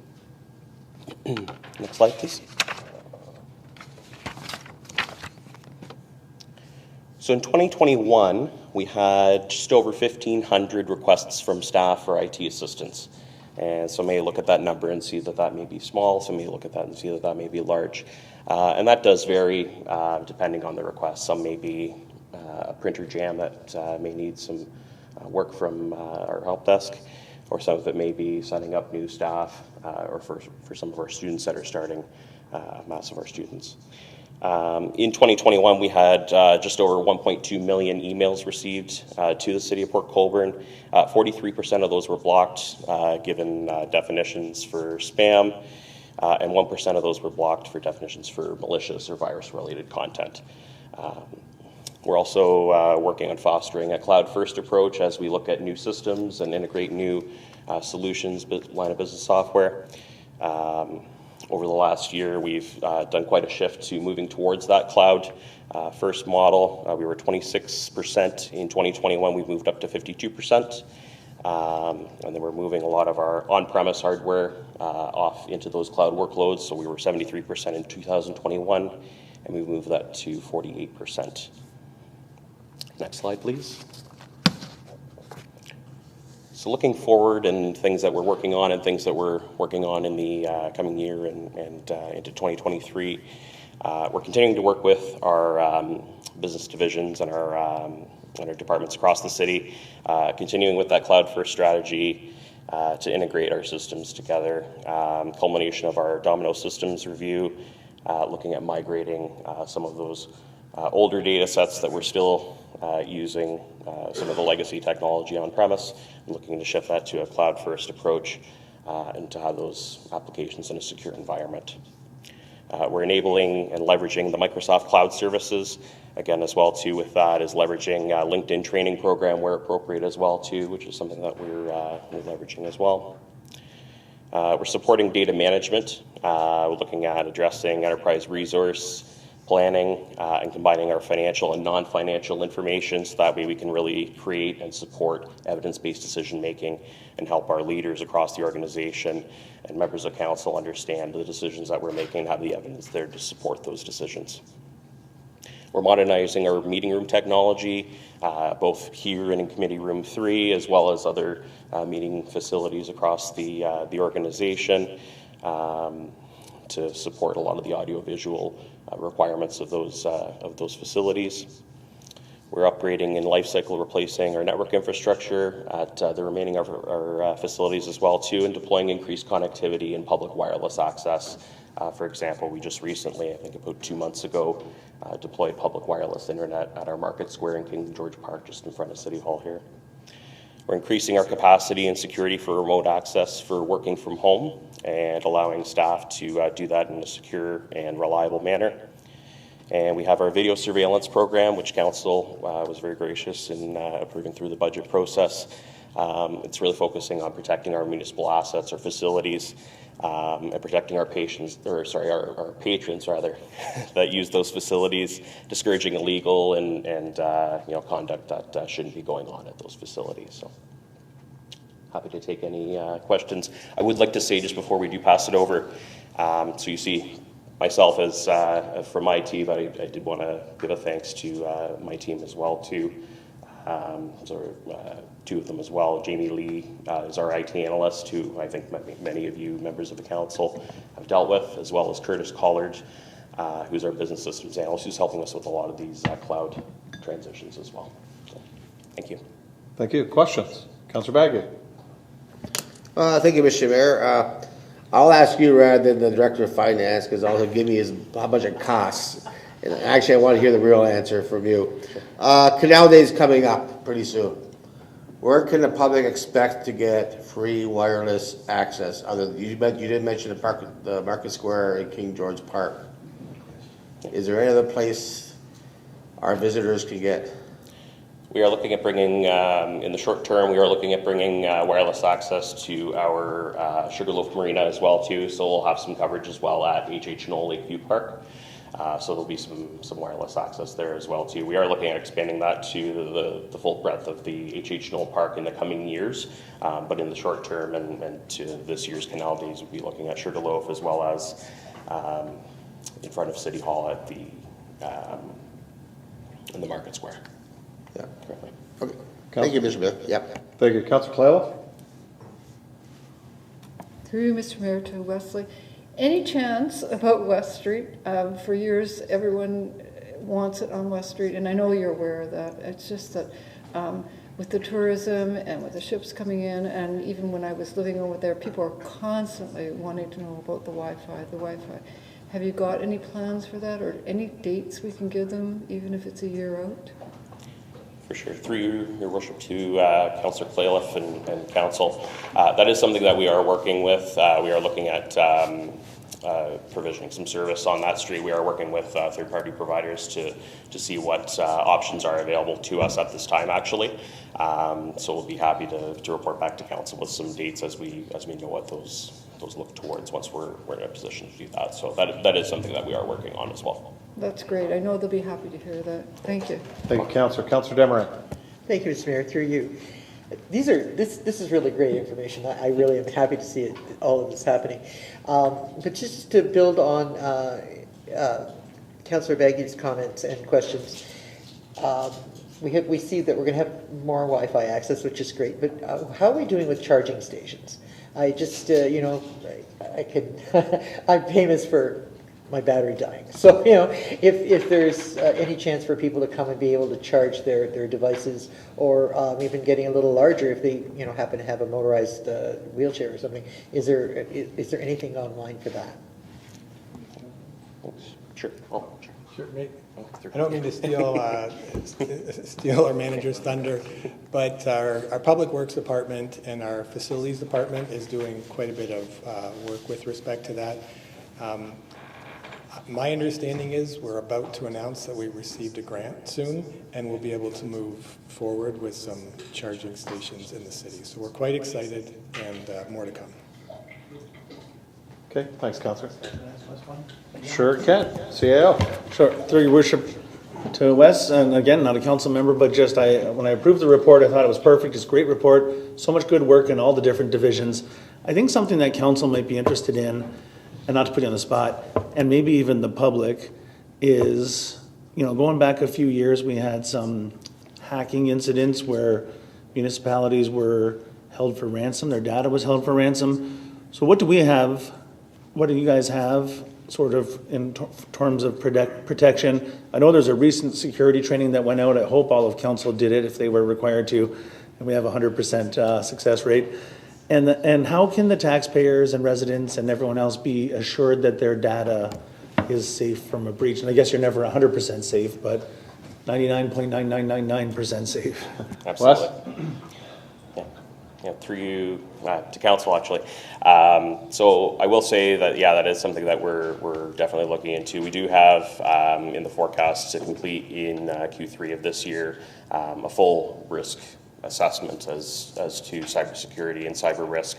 But we do have security in place right now within our network that we do have for on-premise data. Apart from that, we are, again, looking at a cloud-first strategy and having those agreements in place with those cloud providers to have the securities in place to ensure that if there is an incident, that we're protected in the sense that there's encryption in place for the data, for constituent data and employee data as well. So. Okay, great, thank you. Further questions? Great, thanks, Wes. Thank you. Ryan?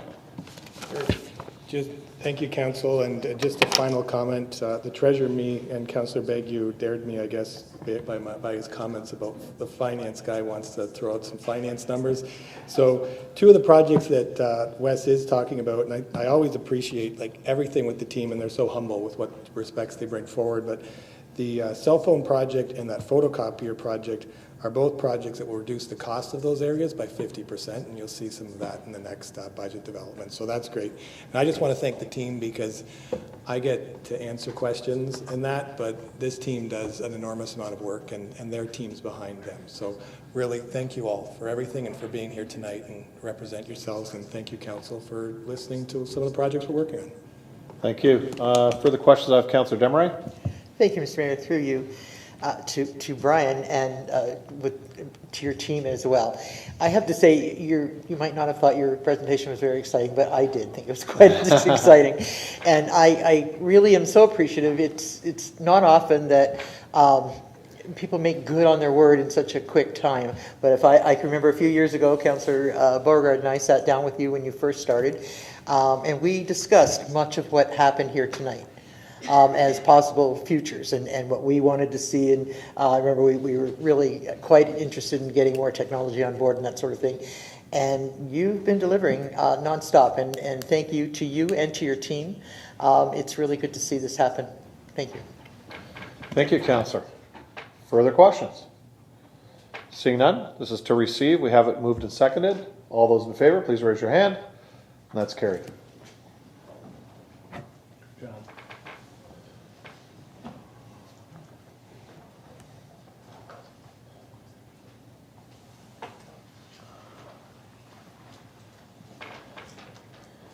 Next is item 8.3, City Property Surplus Declaration.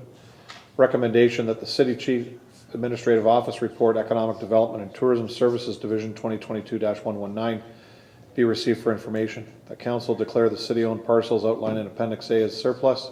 The Council delegate authority to the Chief Administrative Officer, CAO, to dispose of properties outlined in Appendix A and enter into purchase sale agreements in accordance with the sale of surplus land policy, subject to legal review by the city's solicitor and financial review by the Director of Corporate Services Treasurer. I have Councillors Bruno and Bagu moving that. Councillor Bruno. Thank you, Worship. I want to thank both the CAO at DEB, Strategic Projects, for really sort of peeling the onion back on this particular report. And from it, I'd like to propose to refer this report as the sale of surplus property land policy involved in this should be reviewed, particularly as it pertains to the needs to be more strategic when it comes to these smaller properties. So I used to summarize those talks. If you would allow me some latitude, Mr. Mayor, to get some clarification from the CAO and to summarize our recent discussions about this. Okay, Councillor Bagu, would you second the referral?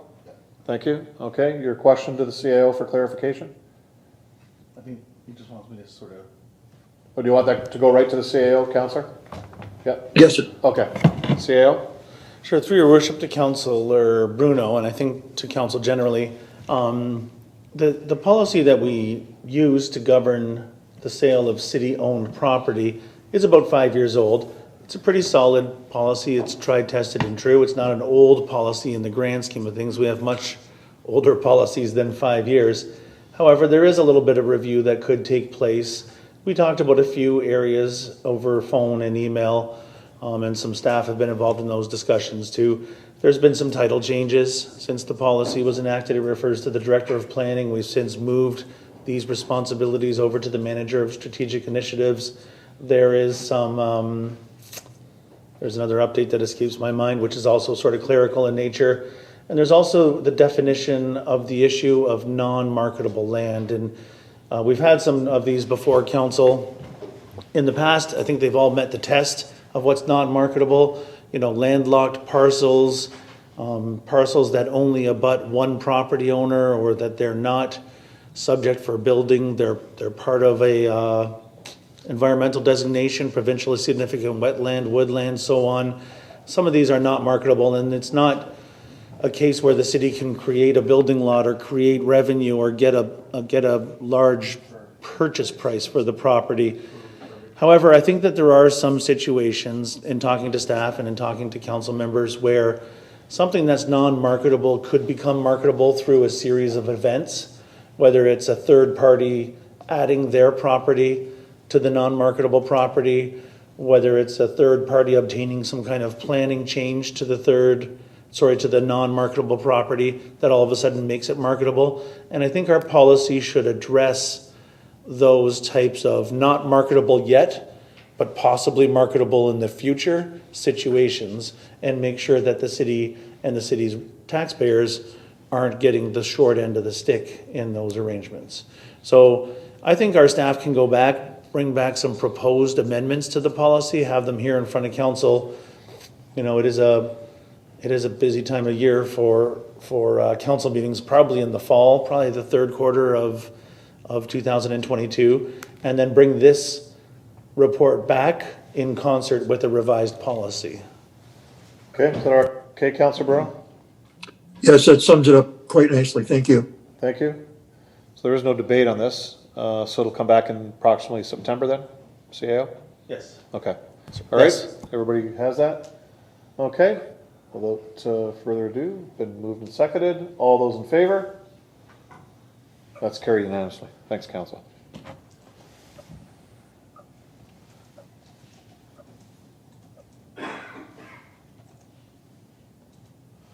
Equipment Purchase Opportunity 2022-157.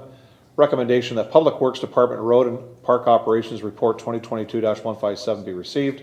The Council approve the purchase of a road grader, and the Council approve a transfer of $274,752 from the Tangible Capital Asset Reserve to fund the purchase of a road grader. I have Councillors Wells and Bagu moving this, and I'm going to go to Councillor Wells first. Thank you, Your Worship. Just a question through you to Director Bowles.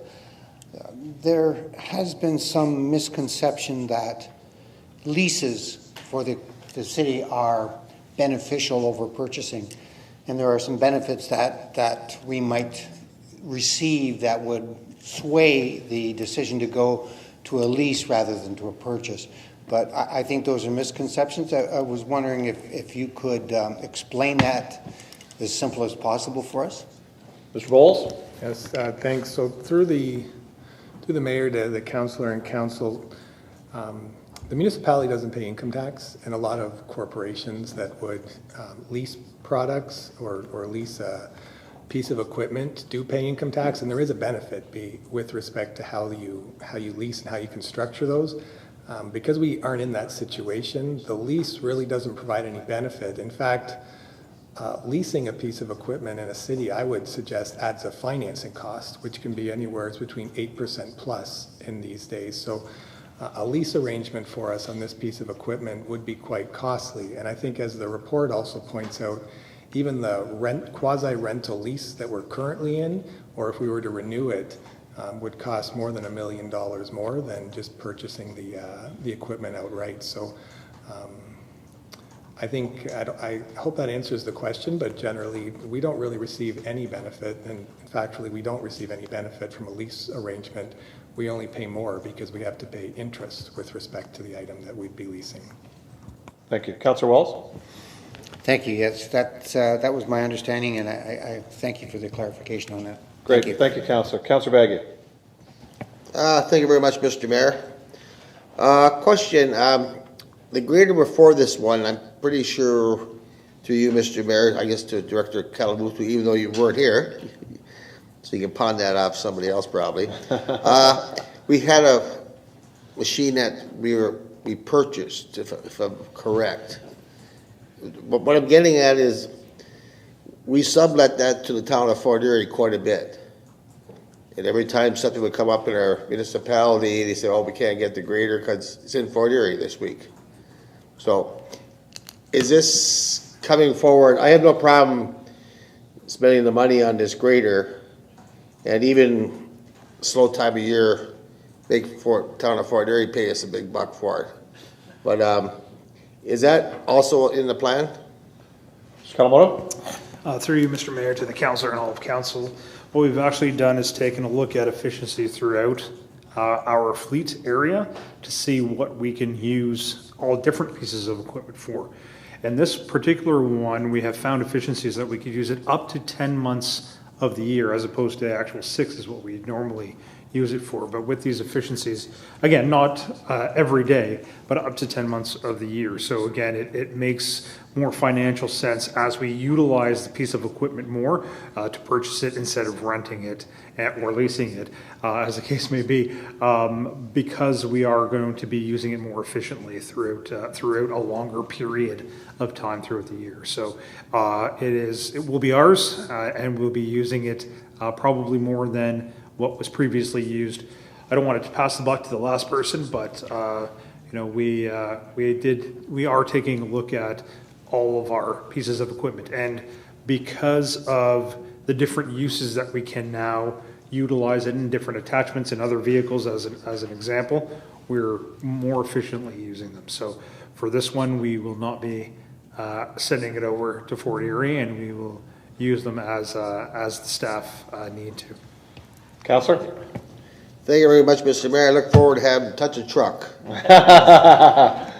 Or in this case, a road grader. Any further questions? Seeing none, all in favor? Let's carry unanimously.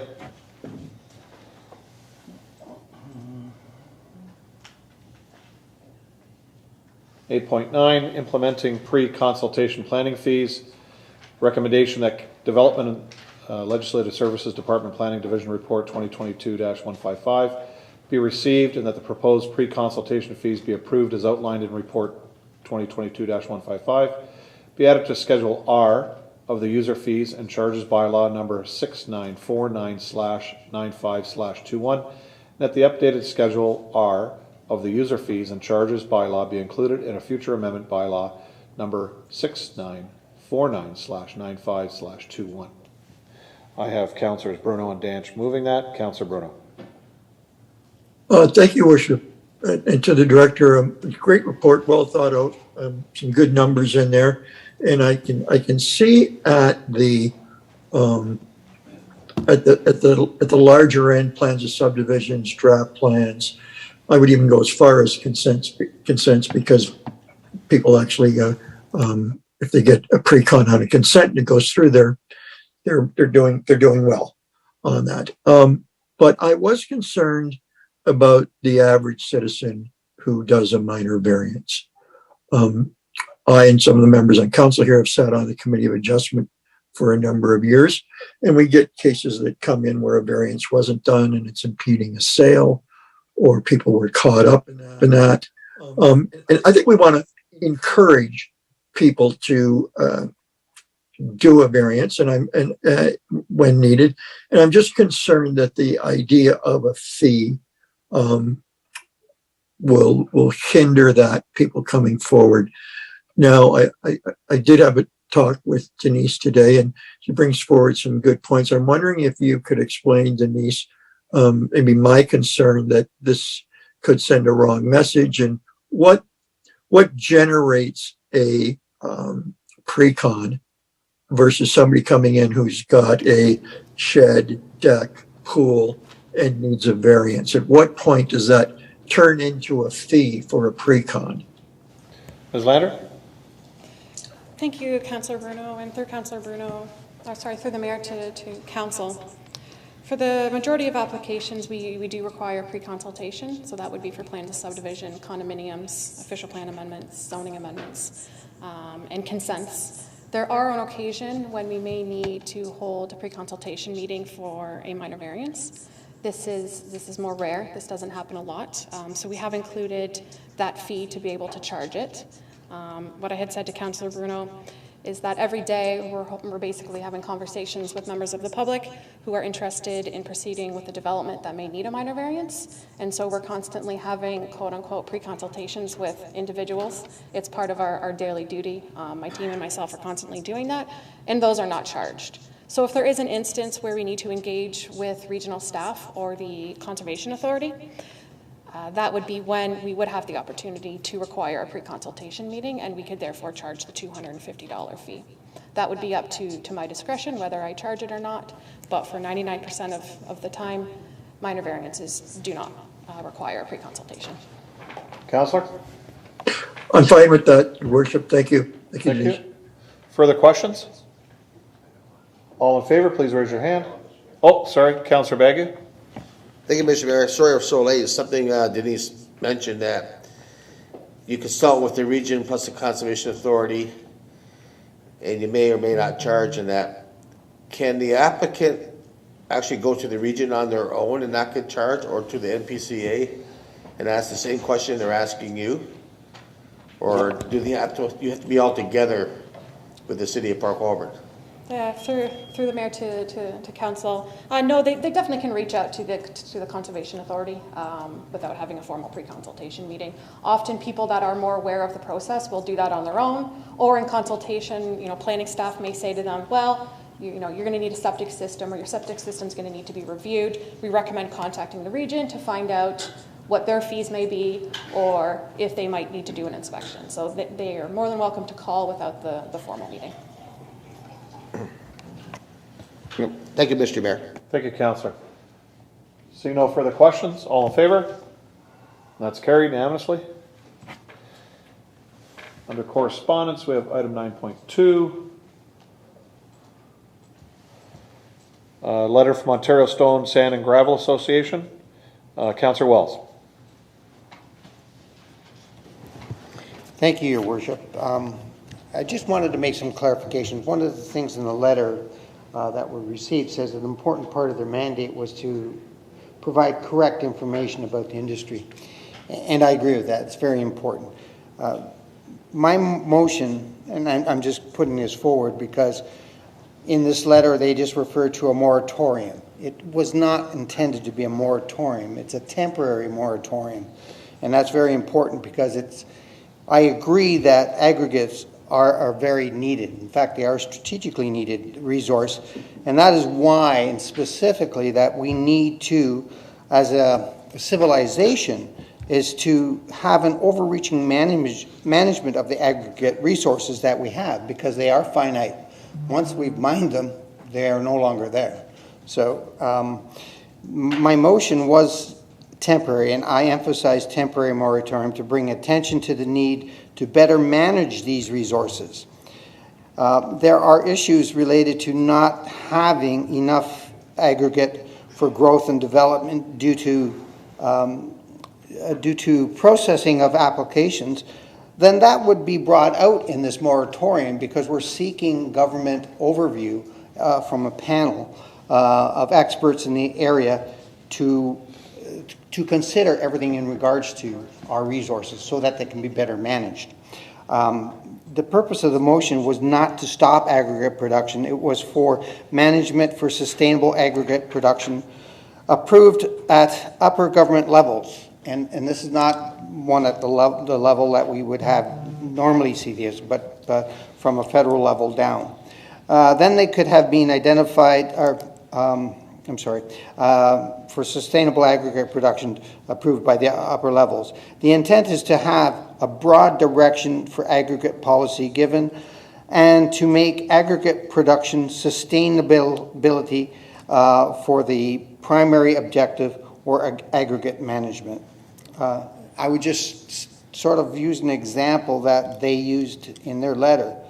Imagine what our forest would look like if the forest management planning was not created and implemented under the authority of the Crown Forest Sustainable Act in 1994. Our trees are very valuable, just like our aggregate is. So we do need to manage that resource so we do have a sustainable future. And that was the full intent of the motion, not to stop aggregate, but to just get the experts to look at what we're doing with it and how we can manage it so we have it for the future. I just wanted to make that clear. Great, thank you, Councillor. So if I could have a mover and a seconder to receive this. Councillor Bodner, Councillor Beauregard. Further questions? All in favor? That's carried. Thank you, Council.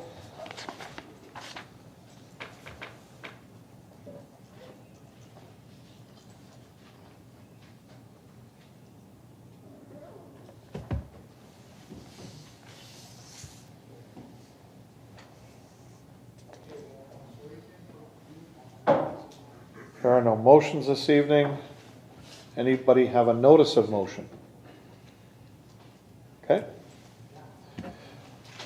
We have minutes of boards and committees, downtown BIA minutes from January 17th, February 1st, March 1st, and April 5th of 2022. If I could have Councillors Kalaleff and Danch move that. Questions on those minutes? All in favor, please raise your hand. That's carried. Recommendations arising from boards and committees. We have item 20.1, Environmental Advisory Committee minutes, April 13th, 2022, climate change, item 6. If I could have Councillor Wells and Bagu move a proposed motion from the clerk that council support EAC's recommendation to amend the strategic plan to include policies on climate change.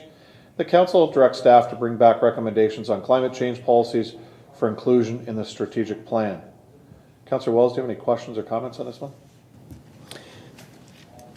Your Worship, no, I really don't have any questions, but I think it was important to advise the Environmental Advisory Committee, of which I did, that Council is supportive of climate change action. And I also said at the same time is that sometimes I don't believe we have a good process of communicating with some of our committees, especially with the Environmental Advisory Committee. So when we perceive an environmental issue or we encounter an environmental issue or we plan for an environmental issue, I think we need to work on developing that communication process so that we can bring those to the committee a little bit further in advance and a little stronger so that they know exactly what to work on, because those committees, like the Environmental Advisory Committee, are loaded with talent. And it's talent that we can capitalize on, and so I think it's important that we develop a good process. And I know Cassandra is working on some of that so that we can not miss anything, not let anything slip through our grasp with the environment. Great, okay. Thank you. Further questions? So Mr. CAO, this would come forward at the 2023 strategic plan, correct? Yeah, so through your worship to council, we haven't really talked about that, but the last strategic plan was meant to take us through to 2023. We think we have a solid base. We do plan on carrying on strategic planning exercise with the new council. We're hoping that a lot of what we already have is just carried into the future, but that the new council is presumably going to want to put their own fingers, sort of into the batter. And we relish the opportunity to do that, and I think this is a perfect time to bring in these sort of things that maybe should have been considered the first time, but were sort of left out as we got to our first version of the plan. Now there's a chance to shore it up and include these things. So we'll take note of it today, and we'll be ready to rock next year. Okay. Seeing no further questions, all in favor? That's carried.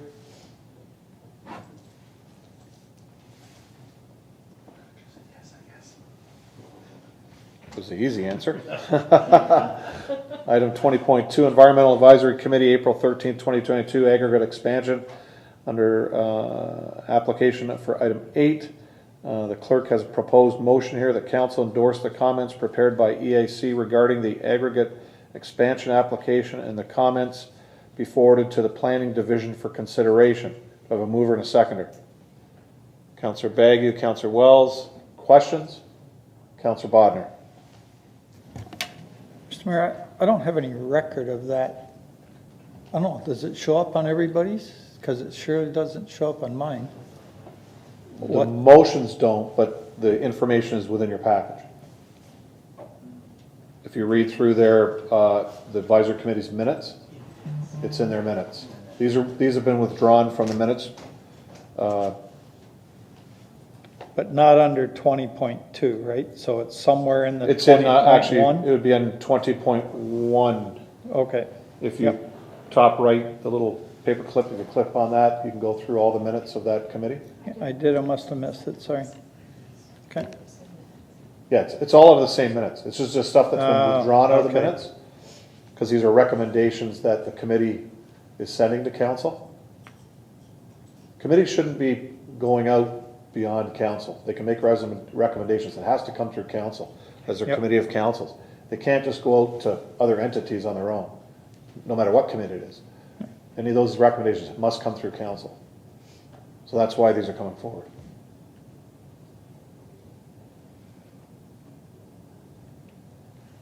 You all set with that? Yep. Okay, great, thanks. Any further questions? All in favor? Carried. And the same as the 20.3, Councillor Bodnar, just so you know. Item 20.3 is Environmental Advisory Committee, February 9th, 2022, OPA and ZBA to the mineral aggregate policies and zone file D090120 D14-03-20, item 8.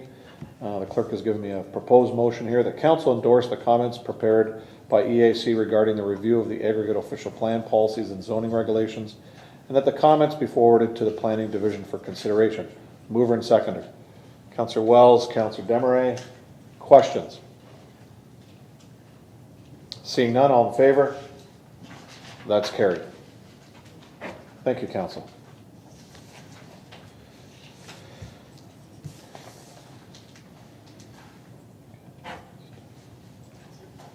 Under bylaws, we have bylaws 21.1, 21.2, 21.3, 21.4, and 21.5. If I could have Councillors Beauregard and Bruno put that on the floor. Any questions to the bylaws? Seeing none, all in favor, please raise your hand. That's carried.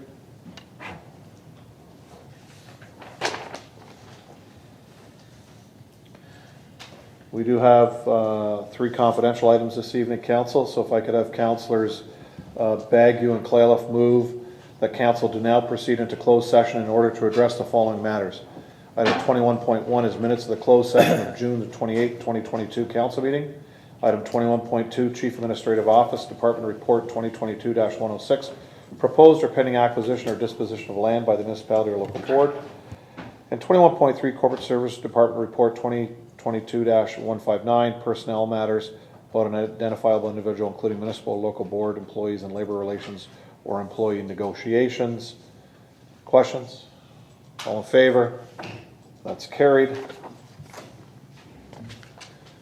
So at this time, we won't be coming back through our WeeStream for the meeting. So we thank you all for watching this evening. And again, any questions or comments, please send them either to the mayor's office or any of your local councillors. Thank you, and have a good evening.